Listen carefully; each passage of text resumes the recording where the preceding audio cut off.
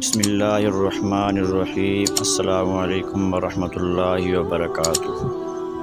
آج کا ہمارا وظیفہ ہے کہ جو شخص قرض کے نیچے دبا ہوا ہے، اس پر قرض بہت زیادہ ہے اور وہ ادا نہیں ہو رہا، تو ایسا کون سا وظیفہ کرنا چاہیے جس کی وجہ سے اللہ تعالیٰ ایسے اسباب پیدا کر دے کہ وہ قرض ادا کر سکے۔ تو میں آپ کو ایک بہت ہی آسان وظیفہ بتانے والا ہوں۔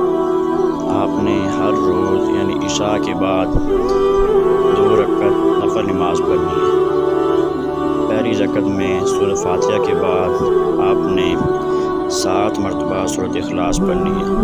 دوسری رکعت میں بھی اسی طرح سورۃ فاتحہ کے بعد 7 مرتبہ سورۃ اخلاص پڑھنی ہے۔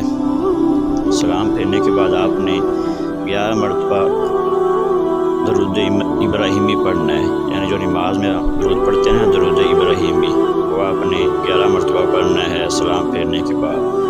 اور اس کے بعد آپ نے یہ دعا پڑھنی ہے، اللہم انی اعوذ بک من غلبۃ الدین وشماتۃ الاعداء، اللہم انی اعوذ بک من غلبۃ الدین وشماتۃ الاعداء۔ یہ دعا آپ نے 1000 مرتبہ پڑھنی ہے، اور دعا پڑھنے کے بعد آپ نے پھر 11 مرتبہ درود ابراہیمی نماز والا درود پڑھنا ہے، اور یہ آپ نے بلا ناغہ عمل کرتے رہنا ہے ہر روز عشاء کے بعد۔ انشاءاللہ اللہ تعالیٰ آپ کا قرض جلد ہی اتار دے گا اور آپ کو مالا مال کر دے گا، اور آپ کا سارا قرض جو ہے وہ اتر جائے گا۔ بہت ہی مجرب عمل ہے، یہ عمل کرتے رہیں، بلا ناغہ کرتے رہنا ہے، جیسے میں نے بتایا یہ ویسے ہی کرتے رہنا ہے۔ انشاءاللہ آپ کا قرض بہت ہی جلد اتر جائے گا۔